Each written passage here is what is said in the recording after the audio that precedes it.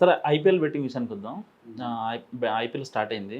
So ఒక state budget సరిపోయేంత డబ్బు ఈ 1.5 మంత్లో చేతులు మారుతుంది. సో పర్టికులర్గా ఇక్కడ యూత్ ఎలా అవుతుందంటే ఆన్లైన్ బెట్టింగ్స్ అని, ఇంకా ఫ్రెండ్స్తో బెట్టింగ్లు అని, మ్యాక్సిమం యాప్లో బెట్టింగ్సే పెడుతున్నారు. సో చాలామంది డబ్బులు పోగొట్టుకుంటున్నారు. వీళ్ళకి మీరు ఇచ్చే మెసేజ్ ఏంటి? ఒక్కటి సార్, మళ్ళీ చెప్తాను, ఏదైనా సరే మీరు షార్ట్ కట్లో డబ్బు సంపాదించుకోవాలి, వితిన్ డేస్లోనే కోటీసులు అవ్వాలంటే కుదరదు. ఇక్కడ మళ్ళీ రేషియోలు ఉంటాయి సార్. అవును, కట్టేది 1000 రూపాయలు, మనకు వచ్చేది 10,000. అదే అండి నేను చెప్పాను, అదే కదా మరి. 10,000కి 1,00,000. అవును, మొత్తం అసలు రేషియో మారిపోతూ ఉంటుంది. అవును, ఒక బాల్ డౌన్ అయిందంటే నెక్స్ట్ బాల్ 4 వెళ్ళకపోతే డాట్ పడిందంటే మళ్ళీ ఆ రేషియో వెంటనే దిగిపోతుంది. అంటే మనం పెట్టిన 1000, సో మనం అది ఆ 1000ని తీసుకోవాలంటే మనకు 700 వస్తాయి. లేదు అలా ఉంచాలి అంటే అకౌంట్లో 1000 ఉంటాయి. సో ఎట్టి పరిస్థితుల్లో వాడు వన్స్ ఐడికి యాడ్ చేసిన తర్వాత ఆ డబ్బులతో ఆడాలి తప్ప ఏం లేదు, వెనకైతే రావు ఇక. ఎస్, మరి చూడండి ఎంత ఫ్రాడ్ అండి. దాని మీద ఇప్పుడు ప్రధానమంత్రి మోడీ గారు చర్య తీసుకుంటున్నారు బెట్టింగ్ యాప్ల మీద. దాని మీద నడుస్తుంది, ఇప్పుడు డిస్కషన్ నడుస్తుంది. ఇప్పుడు ఒకటి సార్, ఇదనే కాదండి, బెట్టింగ్ కానీ జోదం కానీ ఆన్లైన్ జోదాలు ఉంటాయి, ప్యాకాట ఏ ఉన్నాయి, ఇప్పుడు తీసేసినట్టున్నారు. ఆన్లైన్లో కూడా ప్యాకాట మొన్నటిదాకా వచ్చేది. తర్వాత ఇంకే ఉంటాయి, అవన్నీ గోవాలో ఉంటాయి కదా, క్యాసినోవులు, ఆన్లైన్ క్యాసినోవాలు. తర్వాత ఇవన్నీ ఈ బెట్టింగ్ల వల్ల ఎవరైనా నాకు తెలిసిన వాళ్ళు, అంటే నాకు తెలిసిన నాలెడ్జ్ వరకు మరి డబ్బు సంపాదించిన వాళ్ళు ఎవరో తెలియదు, కానీ పోగొట్టుకున్న వాళ్ళు ఎక్కువ మంది ఉన్నారు. ఇదొక గేమ్. ఇప్పుడు నేనేమన్నానంటే యూత్ కూడా చెప్తాను, మీరు షార్ట్ కట్లో డబ్బు సంపాదించుకోవాలి, వితిన్ ఒక్క నైట్ లక్షాధికారి కావాలంటే ఎవరో ఒక్కళ్ళు 1,00,000 మందిలో ఒకడో లేదా 10 లక్షల మంది ఎవడో ఒక్కడుంటాడు తప్ప మిగతా వాళ్ళందరూ కూడా సర్వనాశనం అయిపోతారు. కాబట్టి నేను ఏమంటున్నానంటే ఇలాంటి బెట్టింగ్ యాప్లు కానీ లోన్ యాప్లు కానీ, మళ్ళీ ఇది కూడా మీరు మాట్లాడాలి, లోన్ యాప్లు ఉన్నాయి. ఆ చైనా లోన్ యాప్లు చాలా వచ్చినాయి ఈ మధ్య. వాడు 5,000 తీసుకుంటాడు, వాడికి అర్థమే ఉంటాడు, కానీ నువ్వు తీరదు. వాడు అప్పు తీరదు. ఎక్కువ మాట్లాడితే సిబిల్ స్కోర్ డౌన్ చేస్తామంటారు. తర్వాత వాడేమంటాడు, తీరిన తర్వాత మళ్ళీ ఇంకో విషయం నాకు ఒక దృష్టి కూడా వచ్చింది. లోన్ యాప్లో ఒక 5,000 తీసుకున్నాడు పిల్లోడు, వాడు ఇప్పటి వరకు 40,000 కట్టాడు. ఇప్పుడు వరకు నా దృష్టికి వస్తే ఆడ అడ్రస్ తెలియదు, నేను నోటీస్ పంపిద్దామంటే ఆ యాప్ వాడు ఎక్కడ ఉంటాడో తెలియదు. కానీ నీకు ఫోన్ వస్తుంటుంది, రోజుకోసారి ఫోన్ వస్తుంది, నువ్వు డబ్బులు ఇవ్వాలి, ఇవ్వకపోతే నీకు అది చేస్తావు ఇది చేస్తావు అని చెప్పి వస్తుంది. అతను ఎక్కడ ఉంటాడో ఆడ సర్వర్ ఎక్కడ ఉంటుంది, వాడు ఫోన్ చేసి ఎక్కడి నుంచి ఫోన్ చేస్తాడో కూడా తెలియదు. మనం లీగల్ యాక్షన్ తీసుకోగలుగుతాం. ఒకటి. రెండోది, మీరు ఏం చేస్తారు, వీళ్ళు కంపెనీ, ఇప్పుడు నా కంపెనీ ఏం చేస్తారు, మీరు టేక్ ఓవర్ చేస్తారు. ఇప్పుడు నేను 40,000 కట్టానండి, నేను 40,000 కట్టాను, మీరు ఒక కంపెనీ XYZ కంపెనీ దగ్గర నేను 5,000 తీసుకుని మీకు 40,000 కట్టాను. మీరేం చేస్తున్నారు, మీ కంపెనీని తెలివిగా ఇంకోటికి అమ్మేస్తున్నారు, 100 కోట్లకి 50 కోట్లకి అమ్మేస్తున్నారు. మళ్ళీ వాడొచ్చి ఏం చేస్తున్నాడు, బాబు నువ్వు పలానా దగ్గర 5,000 తీసుకుని మళ్ళీ డబ్బులు కట్టన్నాడు. లేదా బాబు పలానా వాళ్ళకి నేను కట్టానంటే, లేదు ఇప్పుడు ఆ కంపెనీ నుంచి నేను టేక్ ఓవర్ తీసుకున్నాను మళ్ళీ కట్టాలమంటున్నాడు. ఇక వాడి పని కథం.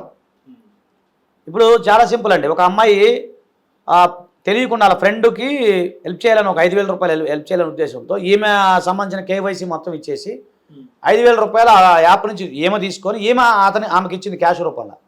కానీ ఏమే కట్టాలి అక్కడ డబ్బులు. వాళ్ళు రోజు హరాస్మెంట్. ఆడ ఇంట్లో తల్లిదండ్రులు చెప్పుకోలేదు, ఎందుకంటే ఇంట్లో వాళ్ళు ఎందుకు తీసుకున్నాను 5,000 రూపాయలని వాళ్ళు అంటారు. సరే, ఈ అమ్మాయి ఎవరికి బయట చెప్పుకోలేదు, ఆ అమ్మాయి ఉరేసుకొని చనిపోయింది లాస్ట్, తట్టుకోలేక, ప్రెషర్ ఎక్కువైపోయి, ఎవరు చెప్పుకోలేక.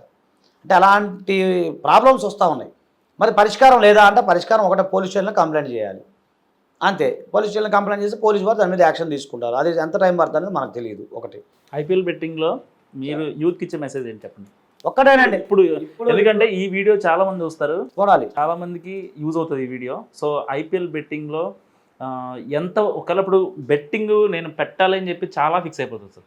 ఇంతకుముందు నా రూమ్ పెట్టే ఒక అతను ఉండేవాడు, కరెక్ట్గా 5 మినిట్స్లో లాస్ట్ ఇయర్ ఐపీఎల్కి నేను ఇద్దరు మాట్లాడుకుంటున్నాం, ఆఫీస్ అయిపోయింది, ఇంటికి వెళ్ళిన తర్వాత అదే మాట్లాడుకుంటున్నాం. నేను 2,000 పెట్టా బెట్టింగ్.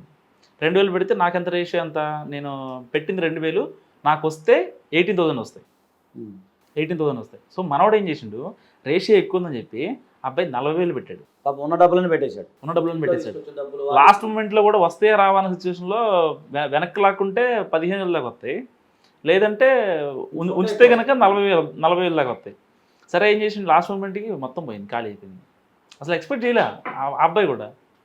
సో ఇలాంటి వాళ్ళు ఇంకా ఆ మంత్ మొత్తం అబ్బాయి బాధపడ్డాడు. బాధ కాదండి, ఎవరు చెప్పుకోలేడు, ఇక చెప్పుకోలేని స్థితిలో ఉండవు, ఎవరు డబ్బులు కూడా ఇవ్వరు, ఇంటికాడ అడిగితే కొడతారు. ఇంటికి వెళ్ళి అడగలేడు, ఇంకా ఇప్పుడు నన్ను అడగలేడు, ఎందుకంటే నేను కూడా పెడతా కదా అప్పుడప్పుడు చెప్పి చిన్న చిన్న అమౌంట్ మరీ ఎక్కువ ఏం పెట్టను. సో ఆ టైంలో ఎవరు ఏం చెప్పలేదు. ఇలాంటివి చెప్పుకోకుండా లేకపోతే ఇంట్లో వాళ్ళకి తెలియకుండా ఇలాంటి చేసే తప్పులు చాలా ఉన్నాయి యూత్. అదేనండి నేను చెప్తున్నాను, మళ్ళీ చెప్తున్నా. ఇప్పుడు నేల వేసి సాము చేయొద్దు ఒకటి. రెండోది ఏంటంటే మీరు ఏదైనా చేసుకున్నప్పుడు ఒక నైట్ కోటీసులు అయిపోవాలి, లేకపోతే నైట్ మన లక్షాధికారులు అయిపోవాలనే ఒక మైండ్ సెట్ మార్చుకుంటే చాలు. దానికి ఏ బెట్టింగ్ మిమ్మల్ని అట్రాక్ట్ చేయలేదు, ఏ యాప్ మిమ్మల్ని అట్రాక్ట్ చేయలేదు. వాళ్ళు మిమ్మల్ని రండి బాబు రండి అని వాళ్ళు ఎవరు పిలవరు. అవును, పిలుస్తారండి, రా మనోజ్ రా పెట్టు అని అడుగుతారు మిమ్మల్ని. కానీ వాళ్ళు టెంప్ట్ చేస్తారు సార్. అదే నేను చెప్పేది, కంట్రోల్ ఉండాలి దానికి. నేను అదే చెప్తాను, నైట్ లక్షాధికారులు అయిపోవాలని ఆశ ఎప్పుడైతే మనిషి ఆశ అనకూడదు దాన్ని, నేను అత్యాశ అంటాను. నేను అత్యాశ ఎప్పుడైతే మనిషికి, చిన్నప్పుడు మనం చదువుకుంటాం కదా సార్, దురాశ దుఃఖానికి చేటు, చాలా కథలు ఉన్నాయి మా చిన్నప్పుడు. మరి ఇప్పుడు ఉన్న పిల్లలకి చదువుకున్నారో కథలు ఉన్నాయో లేదో నాకు తెలియదు, కానీ ఇప్పుడు మాకు చిన్నప్పుడు పంచతంత్రం ఆ తంత్రం ఈ తంత్రం చాలా కథలు చెప్పేవాళ్ళు. దురాశ దుఃఖానికి చేయటం అని ఒక పాట ఉండేది, మాకు వచ్చేది ఒక పాఠం కూడా. మరి ఇప్పుడున్న పరిస్థితి నాకు తెలియదు. ఇప్పుడున్న యూత్కి నేను ఒకటే చెప్తానండి, దురాశ దుఃఖానికి చేటు. మరి మాట మీరు విన్నారా లేదో నాకు తెలియదు. విన్నాను సార్. వాళ్ళు టెంప్ట్ చేస్తున్నారు అంటే అది టెంప్ట్ చేస్తారు, వాళ్ళ వృత్తి అది. వాళ్ళ వృత్తి అదండి, వాళ్ళ వృత్తి తప్పే ఉంది. వాళ్ళు టెంప్ట్ చేయడం వాళ్ళ వృత్తి. నువ్వు వెళ్తావా ఎలా పోవడం అది నీ ఇష్టం, అది నీ తప్పు. కానీ వాళ్ళని ఎట్లా అంటాం మనం? ఒకటి సరే, నువ్వు వెళ్ళినప్పుడు సగం ఉచ్చులో పడ్డప్పుడు వెనక్కి వచ్చేయి. ఇప్పుడు మీరు అన్నారు ఇందాకడ 15,000 రూపాయలు, ఇప్పుడు మీరు చెప్పిన మాటల్లోనే 15,000 రూపాయలు ఉంటే వస్తాయి సార్, అయ్యన్నా రిటర్న్ తీసుకోవచ్చా బాబు, కానీ మళ్ళీ 40 ఆస్తాత ఉన్నాడు అని అన్నాడు. మరి తెలియగలవాడు గేమ్లో ఎప్పుడైనా సరే, మీకు ఒక సినిమా ఉంది విజేత సినిమా ఉంది, చిరంజీవి గారి సినిమా, విజేతను ఏదో ఉంది. అతను ఒక 5 పైసలతో కోట్లు సంపాదిస్తాడు. సో అతను ఒక గేమ్ ఆడతాడు, 5 పైసలు పెట్టి బెట్టింగ్ ఏదో ఆ రోజుల్లో, అంటే అష్టాచమ్మ ఏదో గేమ్ ఉంటుంది, సినిమా సంగతి చెప్తున్నాను. అయితే అతను గెలుస్తాడు, కొంత గెలుస్తాడు, మిగతా వాళ్ళు టెంప్ట్ చేస్తారు. అంటే 5 పైసలతో అప్పుడు 10 రూపాయలు 20 రూపాయలు గెలుస్తాడు. గెలిచినప్పుడు వాళ్ళు టెంప్ట్ చేస్తారు, ఏమని అది కూడా పెట్టి నువ్వు 100 కోట్లు వస్తాయి, అదే ఇంకా వందలు అంటే ఆ రోజుల్లో 100 ఇంకా 500 1000 రూపాయలు వస్తాయి అంటే ఆయన ఒకటే అంటాడు. తెలియగలవాడు ఎప్పుడైనా సరే ఎంతవరకు సంపాదించుకొని బయటపడతాడు, నమస్తే బాస్ అని చెప్పి బయటకు వచ్చేస్తాడు ఆయన. ఆ రోజు సినిమాలు అట్లుండే, మన ప్రభావం అట్లుండదు. ఇప్పుడు మీరు చెప్పిన దాని ప్రకారం ఈరోజు 40,000 వచ్చినాయండి, 40,000 వచ్చినాయి. ఆ 40,000కు ఇంకో 10,000 వచ్చినాయి అనుకోండి, తెలియగలడు అక్కడతో బయట పెట్టేసుకోవాలి. అత్యాశ, అదే చెప్తున్నాను, దురాశ వల్ల ఏమవుద్దు మనిషి. ఇది ఐపీఎల్ పక్కన పెడదాం సార్, ఐపీఎల్ కాదు, ఇంకోటైనా ఇంకో ఏదైనా సరే జీవితంలో అతి ప్రయోగాలు చేసి దురాశలు తెచ్చుకొని అత్యాశకు పోయిన వాళ్ళు చాలామంది ఉన్నారు. ఫస్ట్ ఆఫ్ ఆల్ ఇదేనే కాదు, అంతకుముందు మాకు లాటరీ సిస్టమ్ ఒకటి ఉండేది మా చిన్నప్పుడు. అంటే ఇప్పుడంటే ఈ టెక్నాలజీ, అప్పుడు లాటరీ ఉండేది. రూపాయి పేరుతో అంత వస్తుంది ఇంత వస్తుంది అని చెప్పి అలా చాలామంది లాటరీ టికెట్లు కొని చనిపోయిన వాళ్ళు కూడా ఉన్నారు నా కళ్ళ ముందు. అంటే ఒక్కొక్క దశ మారుతుందండి. ప్రతి గతంలో కూడా ఇవన్నీ ఉన్నాయి, కాకపోతే ఇప్పుడు ఈ ట్రెండ్ ఈ విధంగా ఉంటుంది. అప్పుడు ఆ ట్రెండ్ లాటరీ టికెట్ అనే ఉంది. శ్రీశ్రీ గారి ఒక పాటలో కూడా చెప్తాడు, కూలీ డబ్బులతో లాటరీ టికెట్ అనే ఒక పాట వస్తుంది అనమాట. సో అతను కూడా లాటరీ టికెట్ కొన్ని లక్షాధికారులు అయిపోతామని చెప్పి ఊహించుకున్న వాళ్ళు బోలు మంది ఉన్నారు. అప్పుడు లాటరీ టికెట్లు అదొక జోదం. తర్వాత మీకు విషయం తెలుసా, మాకు అంటే చెప్పచ్చో లేదో, ఈ సంక్రాంతి పండుగ అప్పుడు అందరనే కదా, సంక్రాంతి పండుగప్పుడు గుండాట ఉంటుంది. గుండాట ఫస్ట్ దీని మీద పెడితే ఇంత వస్తుంది అంత వస్తుంది అని చెప్పేసి లాస్ట్కి ఏది రాదు, దాన్ని ఏమంటారు మరి. అంటే నేనేమన్నానంటే అది ఒక ఆటలాగే భావించాలి తప్ప మీరు అత్యాశకు పోయి నైట్ లక్షాధికారులు అయిపోదామని చెప్పి వాళ్ళ దగ్గర అప్పులు చేసేసి వీళ్ళ దగ్గర తీసుకొని మీరు అప్పులు పెట్టి దాని మీద అవగాహన లేక లేనిపోయిన ప్రయోగాలు చేసి జీవితాన్ని నాశనం చేసుకోవద్దు. నేను అనేది ఎవరి గురించి మాట్లాడట్లా, నేను ఒకటే మీ మైండ్లో కూడా చెప్తున్నా, దురాశ దుఃఖానికి చేటు, అది మైండ్లో గుర్తుపెట్టుకోండి అంతే. అది మీ ఇష్టం.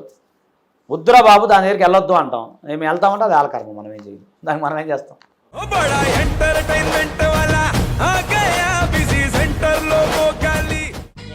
సక్కు సక్కేంద్ర సక్కు సక్కు బాయ్ బాయ్ బాయ్ బాయేంద్ర భార్గవ్ బాయ్ బాయ్. గిరాకి వచ్చే టైం ఏంది, కస్టమర్లు వస్తున్నాడు, రేడికల్ పీగురి.